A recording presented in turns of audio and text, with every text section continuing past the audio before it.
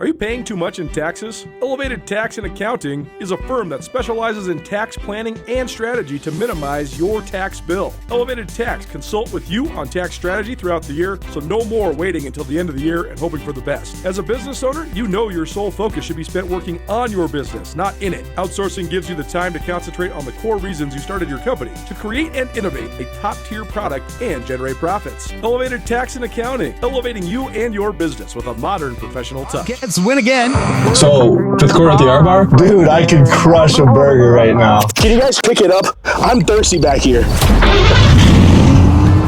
Guys, what's up? Hop on in. Fifth quarter's this way. Oh, new R Bar merch. Yo, what's the fifth quarter? They have food, drinks, and giveaways after every home game. And these sweet Bobcat cups. Oh, I'm in. Take me to the R Bar. Join us at the Rocking R Bar after every home game for the fifth quarter.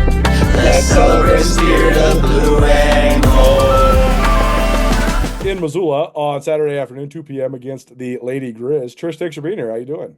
I'm doing good. How are you, Coulter? Very good. First of all, tell us about just the coalescing of this team, because you guys seem to have come together really fast. I read a story that I think one of the Chronicle guys did this summer, talking about your summer workouts and how you were really pleased with how the chemistry was already meshing and people were coming together. But even then, I think this is the greatest start in Big Sky Conference history at 17-2. You guys were 7-0 in Big Sky Conference play, even with a variety of freshmen and newcomers in the lineup. So how has it happened? In your mind, what have been the keys to you guys coming together so quickly?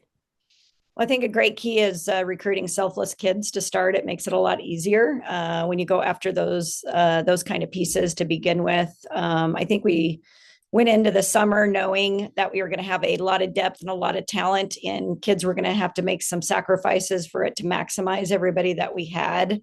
So we did spend quite a bit of time during the summer in some of our team building, our exercises, doing profiles, and just kind of talking things out of what this might look like. And we also had a realization that we had 2 experienced kids that were going to be coming back as we're finishing our preseason schedule. So there were definitely some components that were going to be tricky along the way. So we wanted to be intentional with it. But as Natalie addressed, I just think the team really kind of bought in and took it to heart and really has taken ownership within the locker room themselves. And I think that's when the greatest things can accomplish, when the coaches aren't even around. It seems like some would say it's hard to get that buy-in, but it seems like if everybody does it, then it also all of a sudden becomes easy. Would you agree?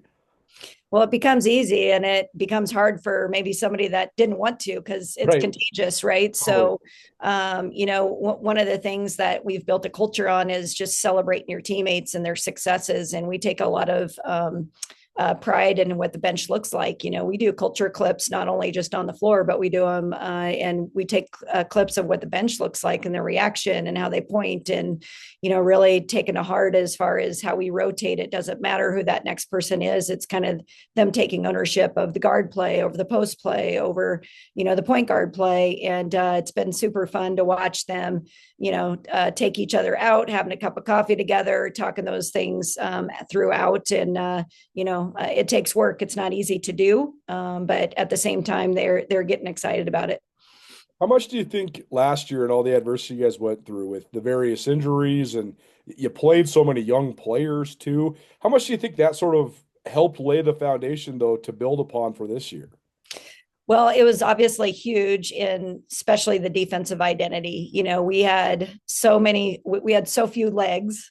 Not a lot of scoring. We had lost a lot of our scoring. And so we had to buy in on that end of the floor to keep ourselves in games, and our team, I'm like, it was probably the best defensive team we've ever had. And, with returning those pieces that we had, while also adding some pieces on the offensive end, as well as what we were returning, and having that back, knowing the depth, knowing our freshman class, I think that's kind of where this jumpstart has begun from that adversity we had faced. And the other piece of that was how kids had to evolve their games in the absence of Alexi Deaton or those kinds of kids. Mara Dykstra, what she's doing right now, we had to learn how to play through Mara last year and even through the preseason. And she has really just evolved into a complete offensive weapon.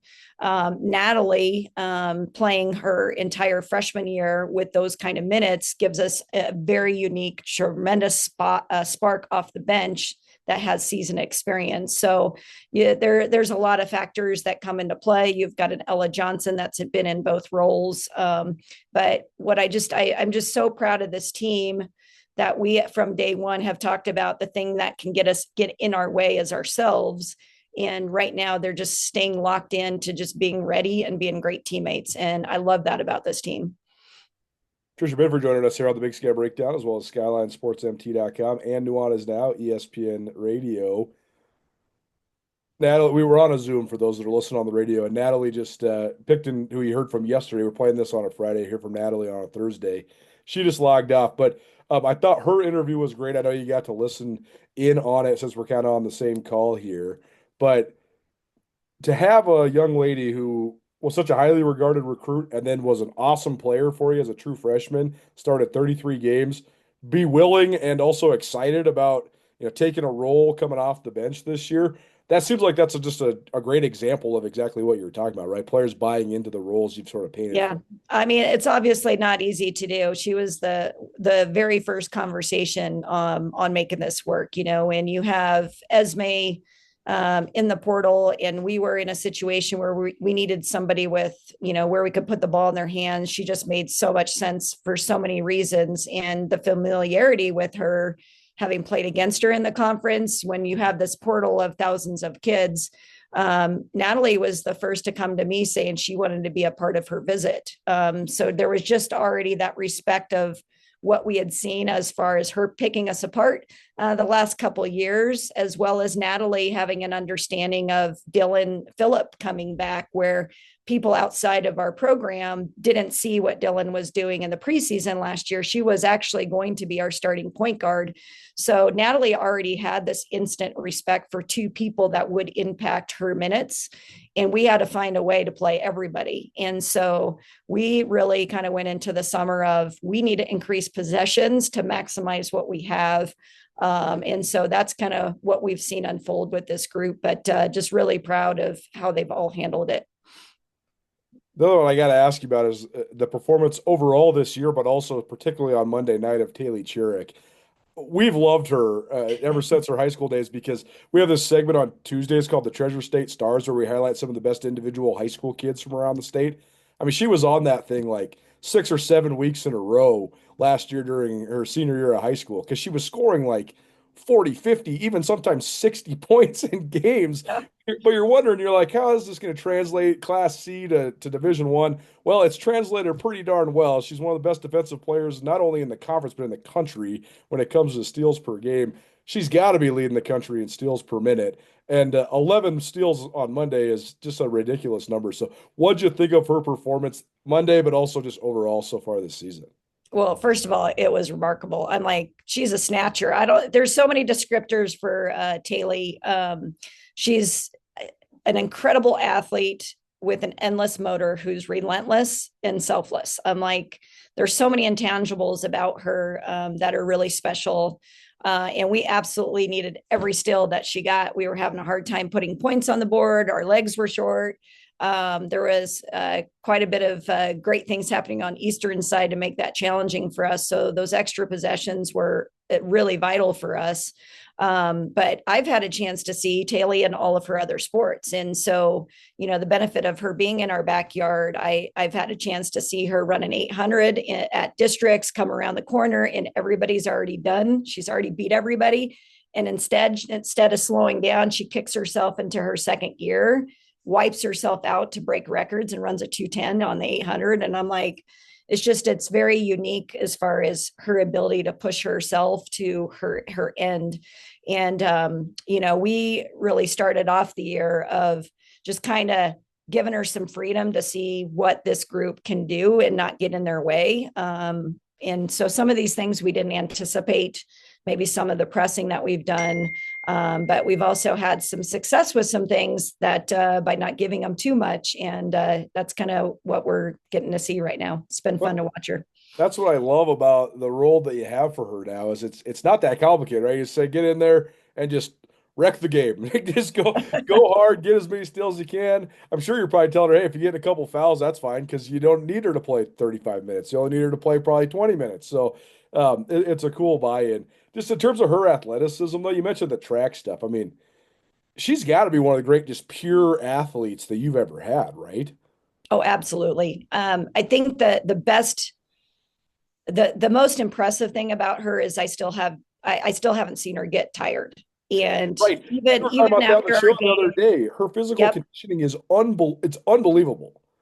There was I think a practice over Christmas break, and coaches came back after practice. It was a 2-hour practice and said, "Oh, Taylor is running, the 300 hurdles around the track around the practice." And so, there's that. I'm like, I had a teammate in the pros. Her name was Debbie Black, and she had to run a couple miles before every game just because she had so much energy. And I'm like, Taylor is that. I'm like, this young lady needs to continue running because she's built that way. It's really special. And she's just fearless, and she's so attack minded, and her teammates, like, she's just one of those kids that's contagious. But we love that group that comes off together. There's like certain rotations with speed that we've built some chemistry with the different rotations, but she's definitely a catalyst of that for sure. Big Sky Breakdown, proudly presented by the Bobcat Collective at Montana State. The Bobcat Collective is the NIL collective that serves Montana State University student athletes. The collective has partnered with Montana State to connect fans, alumni, businesses, and local nonprofits with Montana State student athletes. Opportunities through the collective allow student athletes to earn compensation while serving the greater Montana State University community. Sign up now for memberships and enjoy automatic entry into raffles for free tickets while supporting the bright minds at Montana State. They have multiple different membership tiers, and you can also be a one-time supporter, and you can also business partner or corporate supporter. Visit bobcatcollective.com for more. Joining us now, ESPN Radio, Tricia Binford, head coach of Montana State women's basketball, joining us. The other one I wanted to ask you about is Esme Morales, the way that she's been able to fit in. You mentioned the fact that she had such great games against you. So obviously an easy recruit. You probably didn't need to scout her much. You just got to remember back to some of those, like the Big Sky tournament a couple years ago. But what was the process like to integrate her into the team, and what do you think she's brought to you this year? Well, it's funny because at times I think she could be taking over more, and she's been so unselfish. Really, it was we've given her a lot of rein as far as giving us feedback, what she's seeing, how we flow into things in transition. We definitely want to play to obviously her strengths as well, and we've had so many different looks against us, which has been fun to see. Disruptive teams, saggy teams, all kinds of things. But as Natalie had addressed, you tell her one thing and she's picked it up immediately. She has such a feel for the game. Her IQ is off the charts. She's obviously going to be playing at the next level. So we want to make sure we're fostering that, we're mentoring that, we're developing that. But her ability to bring out the best in every single person on the floor and find them in shots, get them going. I'm like, her and Mara together, the 3-player with her and KJ and Mara, those have been really exciting. But she also has a really good pulse of, it's time to put some points on the board. And so I just think she's got a great balance. But at the same time, her defense has really, really been impressive. So she's picked up her concepts almost immediately. It's been, when you have kids with really good instincts and you just give them a couple basic things and play with it, she's just a tremendous teammate. We're really proud of her. Let's talk about the rivalry game coming up then this weekend. The Lady Griz have some similarities, I think, probably to last year, and maybe a couple other differences. What do you see? What sort of similarities and what sort of differences do you see in this Lady Griz team? Well, obviously they can put points on the board really quickly, and they're very talented in Dahlberg Arena. They protect their home floor very well. They have great crowds. So we're, working on preparing for the noise and the communication and just making sure we're on the same page and we're locked into our huddles. I think there's so many kids that can hit threes, so you've got to pay attention to the three, but you have somebody like Mac that can get into the paint, so you got to pay attention to penetration.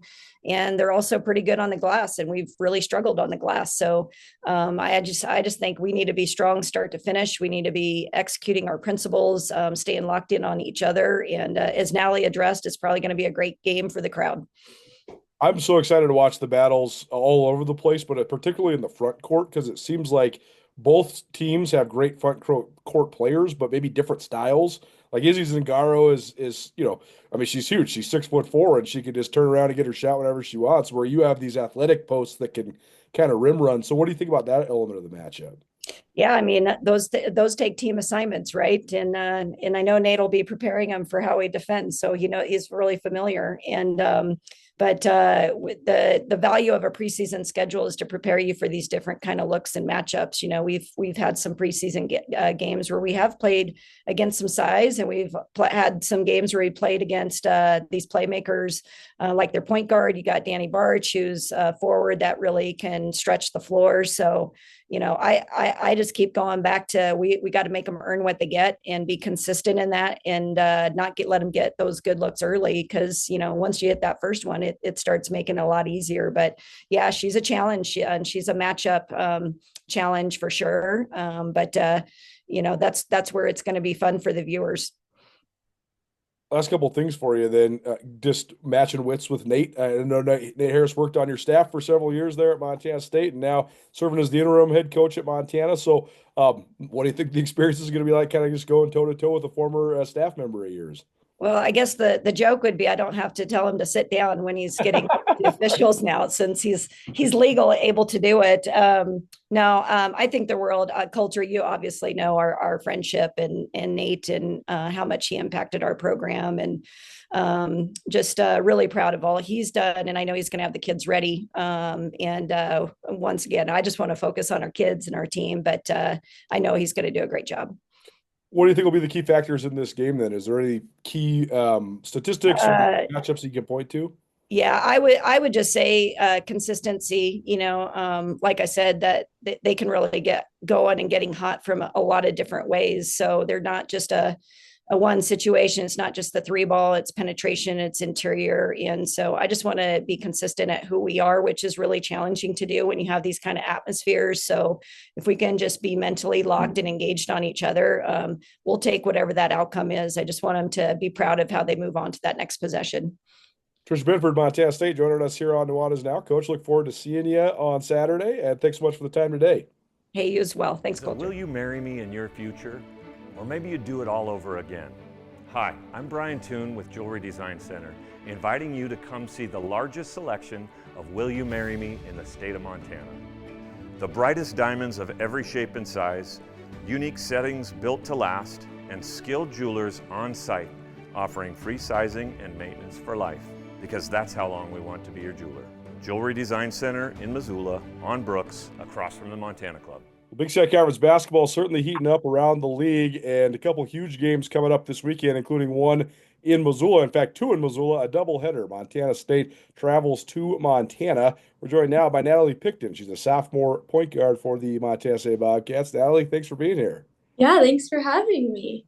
First of all, just tell us about your guys' season so far. One of the main storylines to me in college basketball across the country, men's and women's, is teams having maybe a hard time coming together because there's so many new faces. You guys have new faces, certainly, but you guys have come together so quickly. So how has that worked? How have you guys been able to sort of find team chemistry so early on here in the year? Yeah, I think from the moment that all the freshmen came in, all the transfers came in, we do this little camp with all these young ones. So that really got us working together and figuring out like what we all like to do and all that kind of stuff. And we also really love hanging out with each other outside of basketball. And I think that's the main reason why we have so much chemistry on the court, is because we just love hanging out with each other. Like if we could hang out with each other every single day of the week outside of basketball, we would. And I think that's just the main thing that grew our chemistry. And since we're just so close off the court, we trust each other on the court.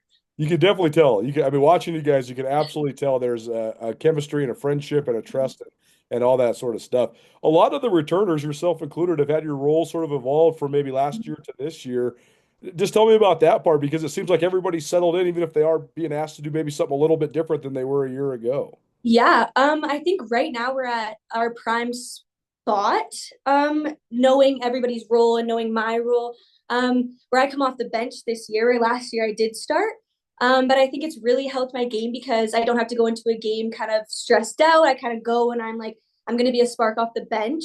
And that's my main goal every game is just go in there and work my butt off when the starters come out. And with Esme starting, I love learning from her through practice and just watching her on the court and on the during the games and everything, and see what she's doing is really helping my game to involve or develop. So I like coming off the bench and I like being that spark off the bench. And then when Taylor comes off the bench with me, we go on together and we're like, let's go. Like, we got this. Let's go cause chaos and let's just go do it. Do our thing. I love watching your guys when you have your first subs and you guys come into the game because chaos is exactly how I would describe it. So tell me about specifically Monday because you guys forced 32 turnovers. That's an incredible number. And I mean, Haley had 11 steals, which I think tied the conference record, set the school record. So why has that sort of mentality played so well for you guys? And why, as a bench squad, have you guys been able to sort of cause so much chaos? Well, I think we know all of our strengths. And with Taylor, she can read a pass. She's super speedy and fast. So I would hate being defended by her. I would not want that. For me, I'm fast too. Who else? Ella, she comes in. She's a blocking machine. It's just everybody knows their role and knows like what they need to do when they're on the floor. And I think that's really helped us with just keeping our pressure up. Like I say to Taylor, like, hey, I'm going here. I'm bringing my girl here. If you're there, we're going to get that steal. So it's kind of just like, it's fun just playing all together and just being able to have that speed, both with the starters and everybody that comes in. And like, it just never goes down and it never stops. Natalie Picton joining us here on Nuanez Now, as well as the Big Sky Breakdown podcast series and the Skyline Sports YouTube channel. She's a sophomore point guard for Montana State. They travel to Missoula on Saturday afternoon to take on the Lady Griz, 2 p.m. Dahlberg Arena. You mentioned Esmeralda Morales. Watching you last year and then watching Esme the last several years, you guys are actually different styles of point guards. What sort of stuff have you learned from her, though? And how do you think you guys kind of complement each other when you do kind of switch off? Yeah. So Esme, her IQ, like I haven't met anybody that has the IQ like she does. And the one thing I've learned from her is her no-look passing. She's great at that. Like she even gets me in practice when she's staring right at me. And I think she's going to pass it and then it's like in the key. So it's just amazing seeing how she views like a screen when she's coming off of it or on defense and that kind of stuff. But I would say my strength is defense where she's amazing at offense. So I think learning from each other has just really helped us. And we talk all the time off the court about when like you went off the screen, like what do you look at? And then it's like, well, what do you look at? Like for Esme. And I just love learning from her and she's a great leader. She always comes to me and she's like, hey, like you can score that. Like it's no problem or like that kind of stuff. Cause I would say I need to be sometimes more selfish and like attack the basket and that kind of stuff, but also find my passes where Esme's great at both things. She knows when to score and she knows when to pass it. For you on a personal note, now you've been in Bozeman for a couple of years, I guess close to a couple of years. What have you thought? What have you thought of just life?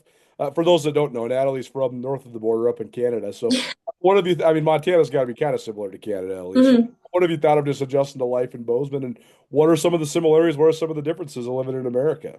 Yeah, I love it. I love it here. It's very calm. Where I'm from is more like city and a lot of cars and touristy, like all that kind of stuff. So here's like this is where I get to be calm and I can just relax. And I love waking up and seeing the mountains every day because at home I just wake up and I see like buildings. So that's probably one thing that I really love and just being here with my team. I don't know, this is my home now. So the place you grew up is kind of right next to Hamilton, is that right? Yes, yeah. Okay. I was looking that up. I didn't realize because I know Hamilton has a CFL team, but I didn't realize that Hamilton was such a big city. I mean, it's like close to 1 million people. Yeah, it's close. And then it's like 30 minutes to an hour from Toronto. Oh, sure. And then like 30 minutes to Niagara Falls. So the big two places that everybody wants to go see in Ontario. Right. So it's crazy out there. Yeah, totally. Well, probably Mhm. a nice small town adjustment for you. Yeah, for It sure. was, but Natalie Picton joining us here on Nuanez now, as well as the Big Sky Breakdown. How about the matchup there with the Lady Griz? I'm sure you've looked at them a little bit at least. Mhm. Different sort of scheduling coming in. So I guess start there 3 and 5 days, 3 games in 5 days before this, but then you get several days to prepare for it. So what do you think of just sort of that test, but then also having a couple extra days to prepare for the rivalry? Yeah, with our 3 games kind of back to back, I knew the last game against Eastern Washington, our legs were kind of all dead, but we still found a way. And coming in and having this week to focus on just one team instead of like a Thursday game and a Saturday game where it's like, okay, we need to think of one team and then straight to another team. I think that being able to be fully prepared and just ready and working on just one team stuff is really going to help us. But I'm super excited. The atmosphere over there is crazy. So we got to make sure that we're locked in to what we're all like communicating to each other, and just making sure that the freshmen are locked in and they're ready to go, because it's just a crazy atmosphere over there. We need to make sure that we stay good and stay with our principals.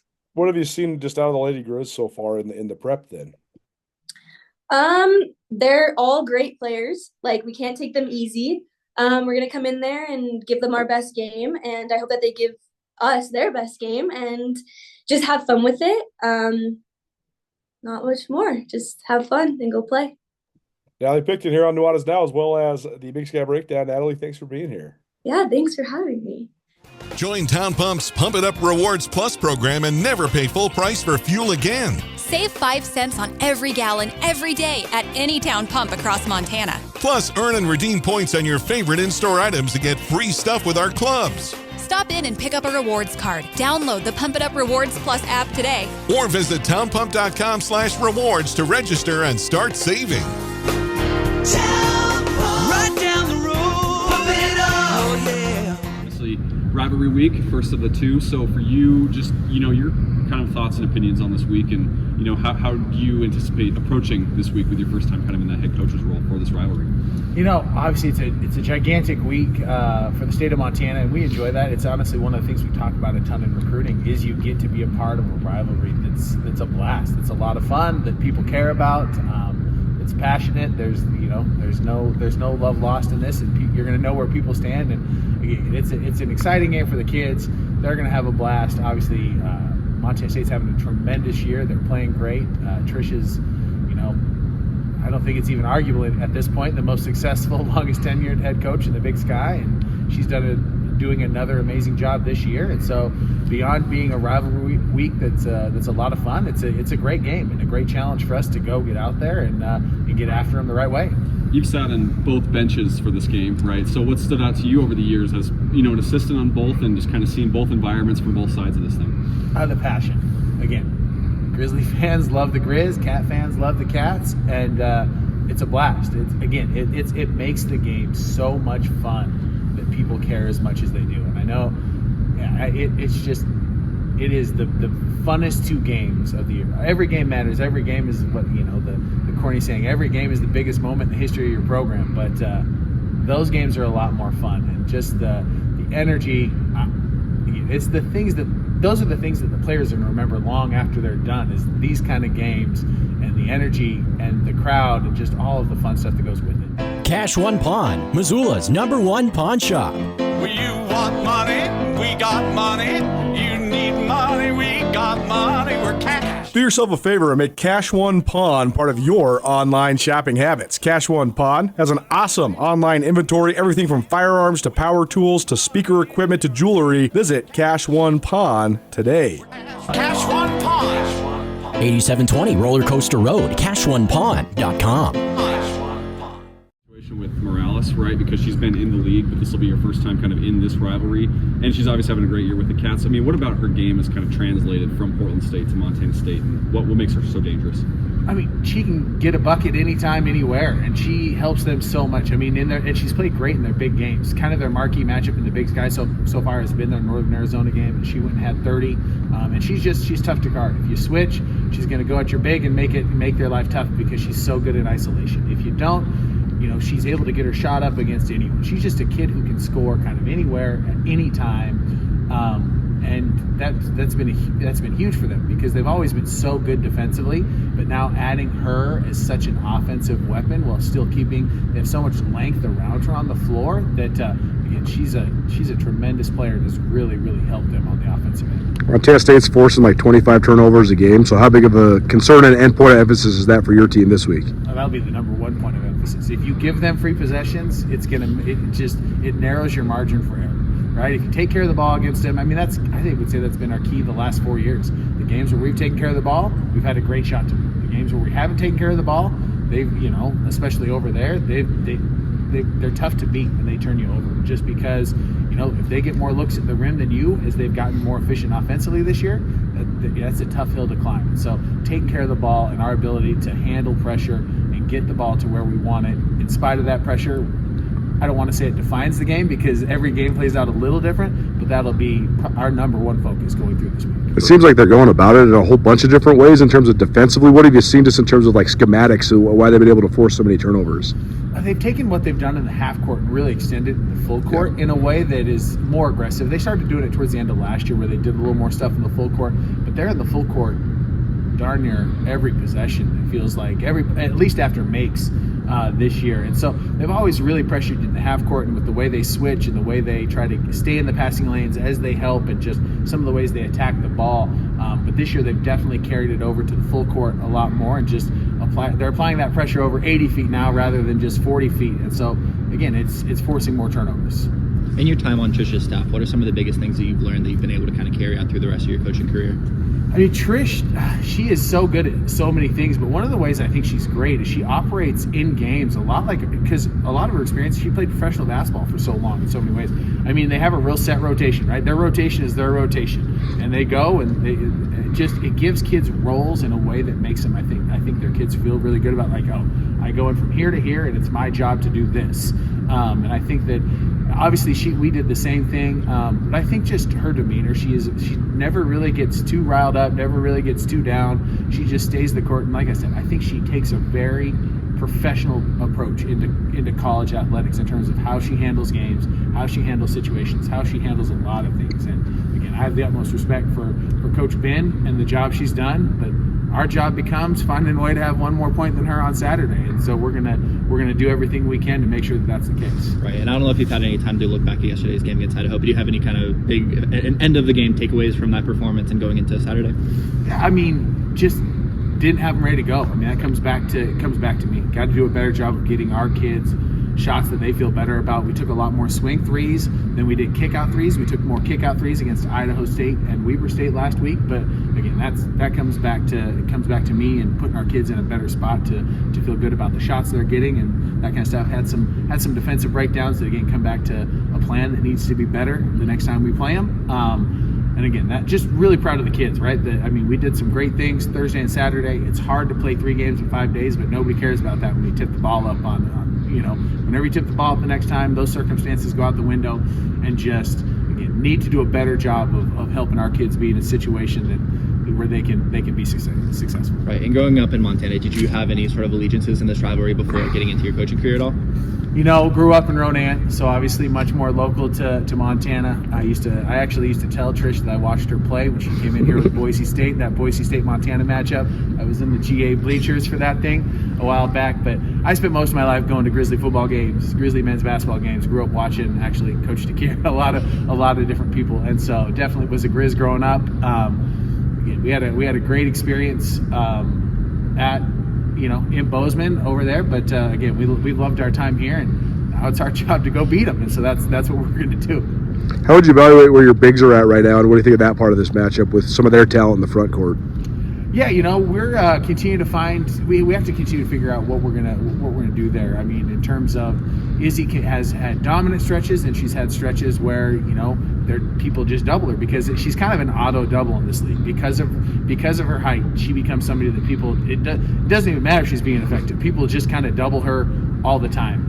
We're continuing to find ways. We got to keep Danny. Danny had a great start to the year. We've kind of hit kind of a mid-season lull in terms of shooting, but we're going to help her fight through that. Again, I love our bigs. And again, going back to Avery Waddington, who you can kind of count her as a big, but she really is so effective. You can put her anywhere on a basketball floor and she's going to be great.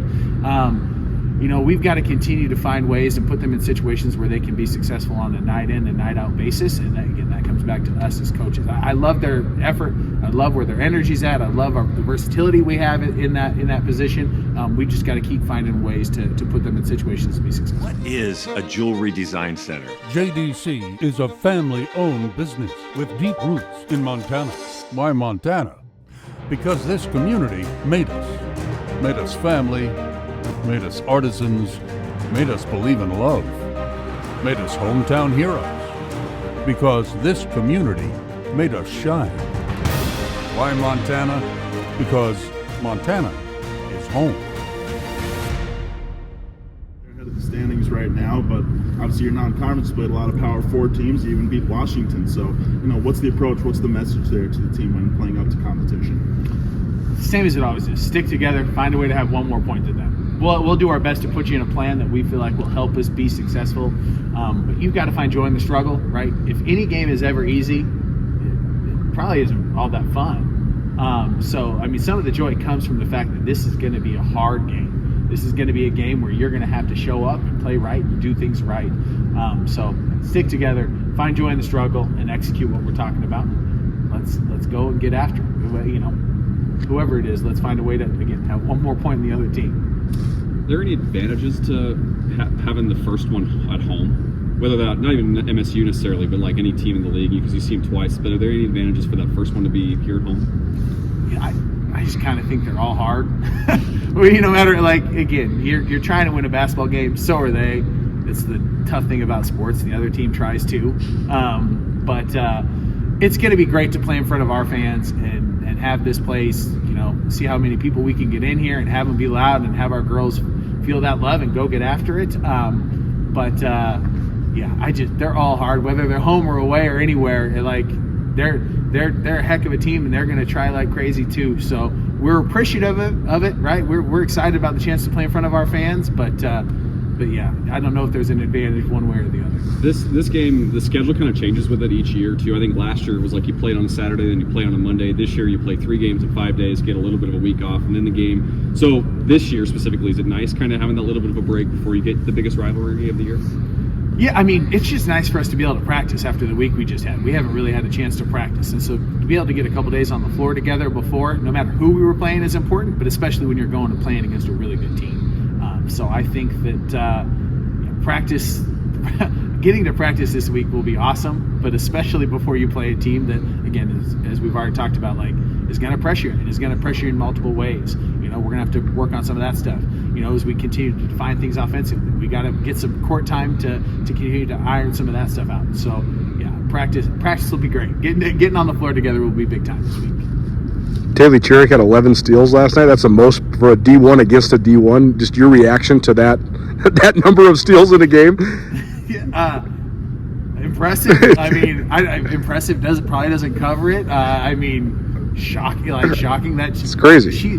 But again, she's so indicative of their team. She plays really hard. She's in the right spot, and she's relentless. And that's how I would kind of define them defensively. They're relentless defensively. They're gonna get after you. They're gonna come in waves, and you have to handle it. You have to understand that they're gonna keep coming at you. You have to square it up and go right back at them. And I think she's such a great example of that because she's athletic and long for her position and does a really good job of just staying aggressive and being relentless. And so I'll go impressive, but I don't feel like that does enough to really. That's it. That's pretty unreal. Going into this game, what do you think the biggest struggle is going to be for both courts? What do you think is going to be the biggest thing that they're going to have to overcome in a sense to get the win? I think you have to wrap your arms around the fact that it is more than it is more exciting and more fun than other games, right? It feels bigger, but you're still just playing basketball. The basketball piece of it doesn't change. We have to take care of the ball, right? We have to take the right shots. We have to defend the right way. All of that doesn't change no matter how excited, amped up, or on the other side, right? They score the first 8 points of the game. How bad you feel, it doesn't matter. You just have to go do your job the next time. And so connecting the dots that, yes, this is probably the most people will play in front of this year. But that doesn't change the fact that you just still have a job to do over and over and over and over. And it's easy to lose sight of that, caught up in the emotion of this game and caught up in the emotion of, holy smokes, there's a lot of people in here. You still have to do your job and do it well to be successful in anything in sports. From your standpoint, kind of what is going to be, same question, but for you, like what is going to be the biggest thing to overcome in order to Yeah. I mean, I'm human. I fall victim to the same exact things. I would say just to focus on how do we help these young ladies be successful on the basketball court. Nothing else matters. The officials don't matter. My feelings don't matter. Nothing else matters than finding the best way to put our kids in a situation to be successful. Whether that's offensively, defensively, whether that's reminding them that it like all that matters is execution, is doing your job well. But again, it's easy for us to get wrapped up in the emotions. That probably happened yesterday in Idaho as we didn't execute our game plan well. It comes back to me and not putting our kid right. Did I get wrapped up in different things that just aren't as important as putting our kids in situations to be successful?